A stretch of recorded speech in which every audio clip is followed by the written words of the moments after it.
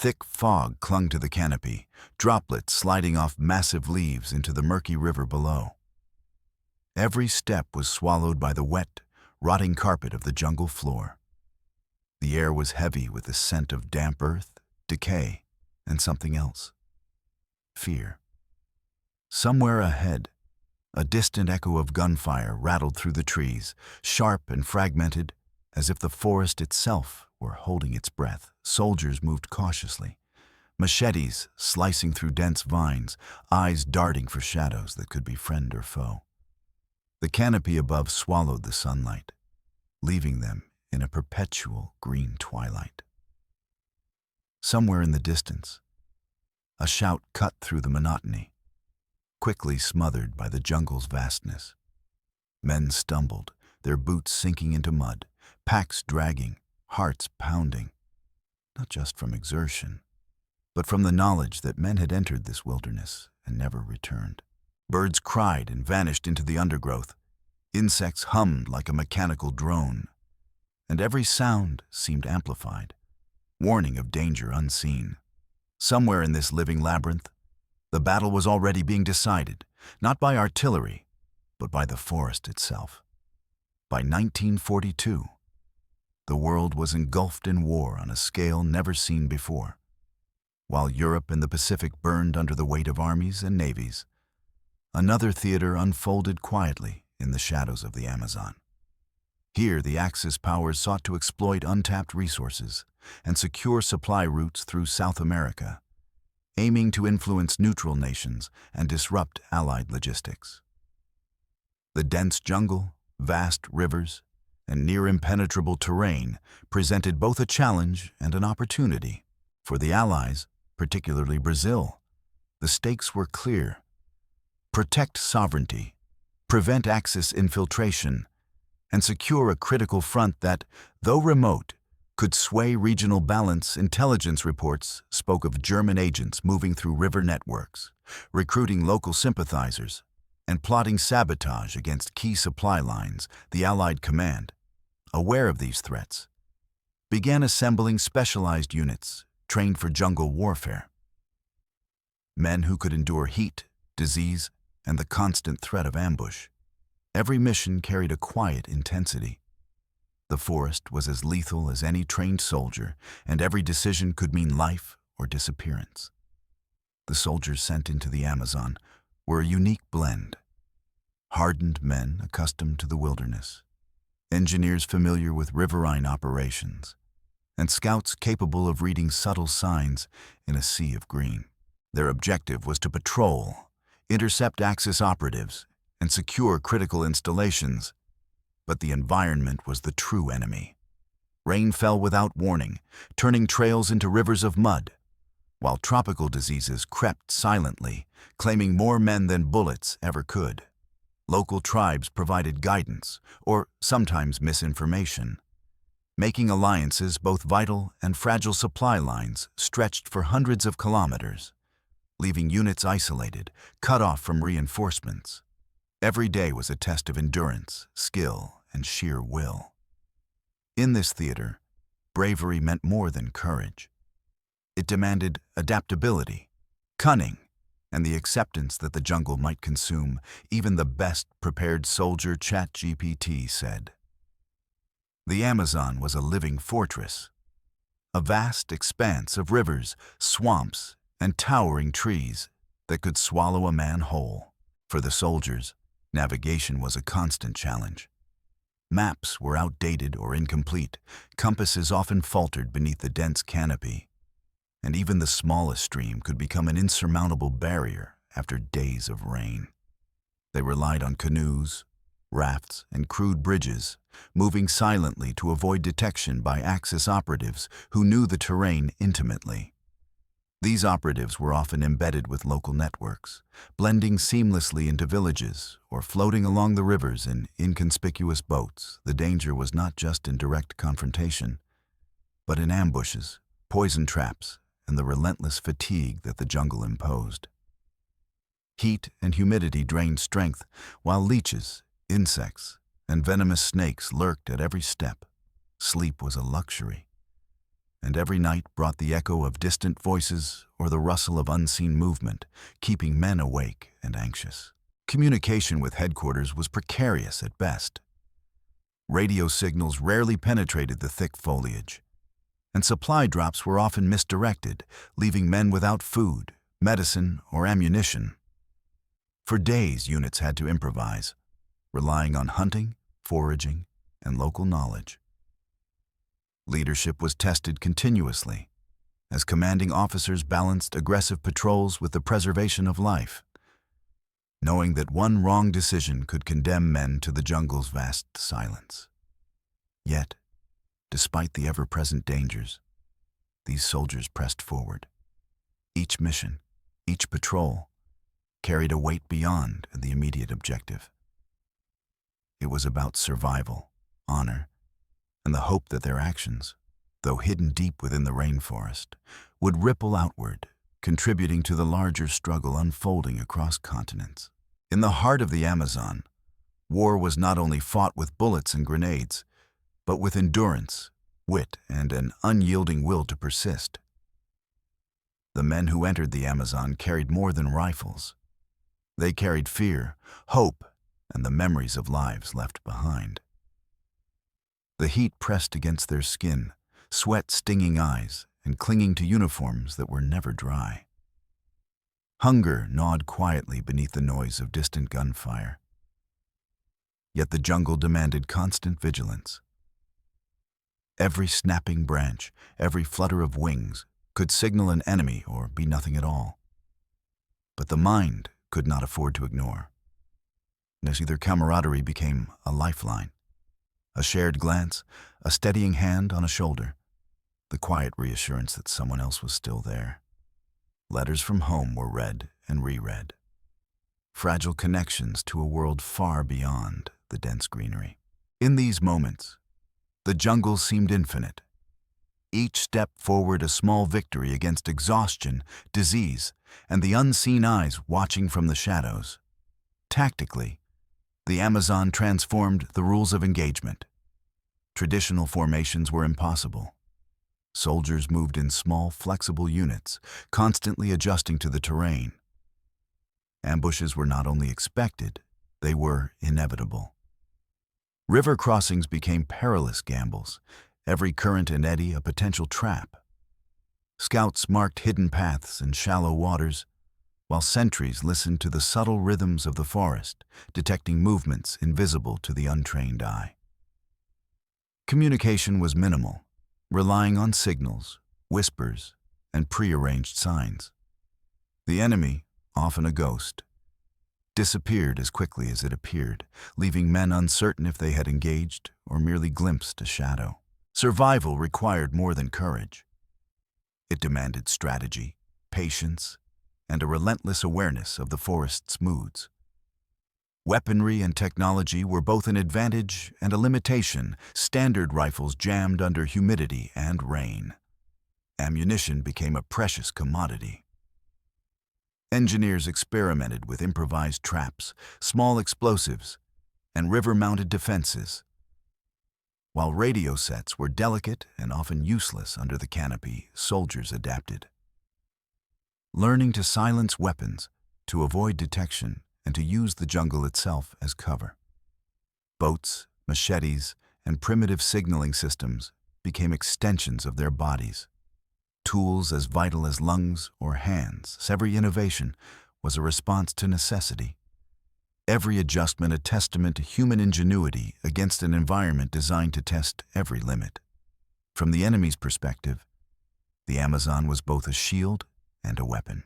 Axis operatives, often trained in reconnaissance and sabotage, moved with an ease that belied the forest's dangers. They knew where patrols might falter, which river bends offered cover, and which villages provided supplies or information.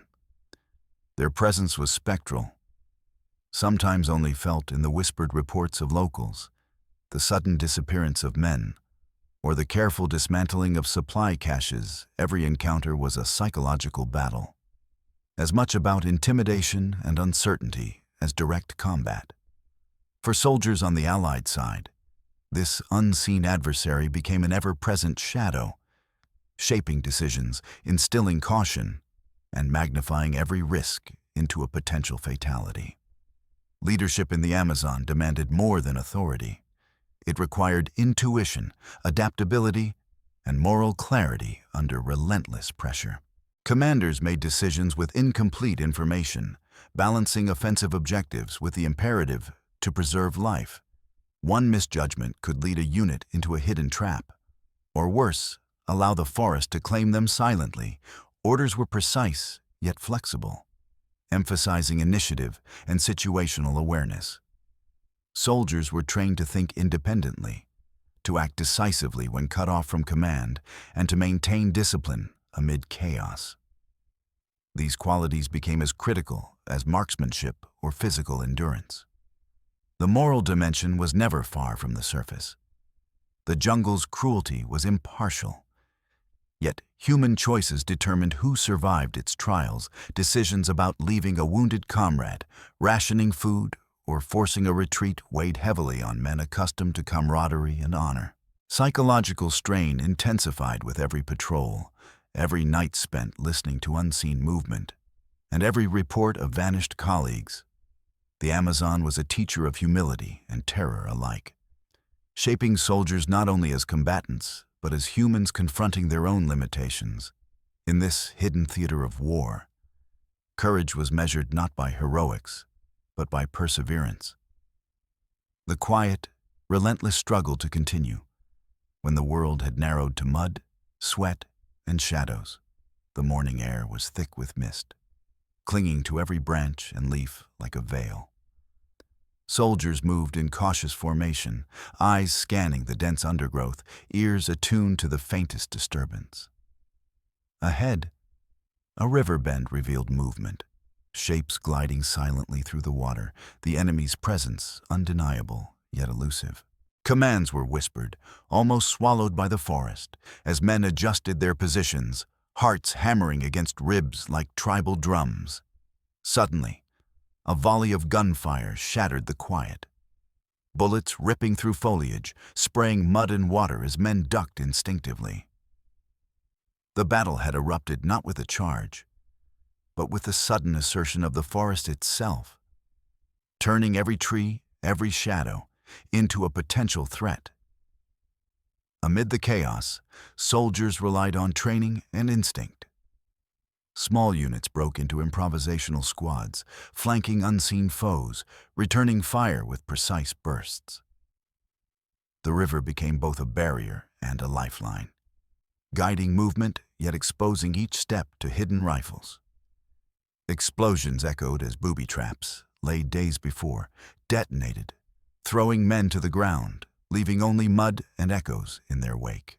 Some disappeared entirely, swallowed by the jungle or carried off by the swift current, their fates unknown, their absence haunting every survivor. Sweat, blood, and rain mingled in the humid air, each breath a reminder of the thin line between survival and oblivion. In the thickest parts of the forest, visibility dropped to mere meters. Combat became a disorienting dance of shadows and noise, where hesitation could be fatal. Soldiers clung to the terrain itself for cover, reading every rustle, every movement, every unnatural sound. Leadership decisions were instantaneous. Which path to take, which position to hold, when to push forward or withdraw. The jungle, indifferent to strategy or valor, became the arbiter of life and death. Each soldier felt the weight of comrades lost moments before, yet pressed onward, driven by duty, fear, and the stubborn will to endure. Hours stretched like days. The battle ebbed and flowed, punctuated by sudden bursts of violence and long, tense silences. Men stumbled over roots, their uniforms soaked through, rifles slick with mud. In the distance, the river reflected fleeting glimpses of movement, friend or foe, impossible to tell. Supply lines were cut, reinforcements delayed, and every shout risked revealing a position. Some units, advancing too aggressively, vanished into the green maze, leaving only traces of blood and broken gear behind. The jungle had claimed them, silently. As it had claimed so many before, leadership now teetered between desperation and ingenuity. Officers coordinated from makeshift positions, signaling across treacherous terrain, improvising strategies as paths closed and the enemy shifted with uncanny knowledge of the forest. Small victories, capturing a supply cache, securing a river crossing, were celebrated quietly, overshadowed by the cost of survival. Morale fluctuated with every skirmish. The psychological toll was palpable as men confronted not only the enemy, but the merciless environment itself. Fear, exhaustion, and adrenaline intertwined, shaping actions with stark clarity. As the sun dipped low, casting the jungle in deep shadows, the battle reached its grim turning point. The remaining men converged on a narrow clearing, a makeshift river outpost that would determine the outcome. Bullets whistled past, trees splintered under sporadic fire, and the cries of the wounded echoed through the canopy. Every decision, every movement, now carried irreversible consequences. When the smoke and rain cleared, the survivors were fewer, scarred, and profoundly changed. The jungle, vast and indifferent, had decided who would vanish and who would endure. And yet, even in this devastation, a flicker of determination remained. A resolve that the struggle, though hidden from history, was not without significance. When the gunfire finally faded, the silence felt heavier than the battle itself. The survivors moved cautiously, stepping over churned mud, splintered branches, and equipment half buried in the wet earth. The air still carried the metallic scent of spent cartridges and the sour humidity of the jungle after rain. Bodies were difficult to retrieve. Some were lost to the river's current, others to the thick undergrowth that had swallowed them without a trace. The immediate task was grim. Count the living, search for the missing, salvage whatever supplies had not been ruined by water or shrapnel. Even victories in this theater felt hollow, overshadowed by the absence of men who had walked beside them only hours before. Commanders sent urgent reports upriver, detailing casualties and the precarious position of the remaining forces. Medical teams worked with dwindling supplies, treating injuries complicated by infection, venom, and exhaustion. The wounded lay in makeshift shelters, their groans blending with the distant calls of wildlife reclaiming the forest. Those who could still fight stood guard, knowing the enemy might regroup or that the jungle itself could deliver new threats. Storms, flooding, or landslides triggered by the relentless rain. The line between survival and collapse was razor thin, and every decision carried enormous weight. Information trickled in from scattered patrols. Enemy operatives had retreated deeper into the forest, their numbers diminished, but their networks intact. Villages once thought safe were found abandoned, hints of forced relocation or fear-driven flight. The sense of uncertainty deepened as Allied command realized the extent of the challenge. This was not a battlefield that could be won by brute force or superior firepower. This was a war of persistence, reconnaissance, and constant adaptation, where every inch of progress was contested by terrain as much as by enemy resistance. Over the following days and weeks, the consequences of the battle unfolded like a slow-moving shadow across the region. Reinforcements navigated the river systems, hauling medical supplies, food, and ammunition through waters still clouded with debris from the fighting. Survivors recounted fragmented memories. Glimpses of enemies slipping between trees, the thunder of sudden ambushes, comrades disappearing in moments that still replayed in their minds, and these testimonies became crucial for intelligence units, revealing how deeply Axis operatives had embedded themselves into remote communities and trading routes. Every detail helped piece together a picture of a hidden war shaping the stability of South America. The long-term toll on the soldiers was profound. Many returned with lingering illnesses, malaria, dengue, parasitic infections that would shadow them for years. Others carried invisible wounds, nightmares of twisting vines, rushing rivers, and voices calling out from the darkness. Yet their efforts had not been in vain. The battle, though obscure and overshadowed by larger fronts, disrupted key Axis operations and prevented vital sabotage attempts. The Allies secured crucial waterways, allowing supply routes to stabilize and strengthening Brazil's strategic cooperation with the wider Allied effort. Local populations felt the impact just as deeply. Some villages slowly returned to their lands, rebuilding homes and replanting crops.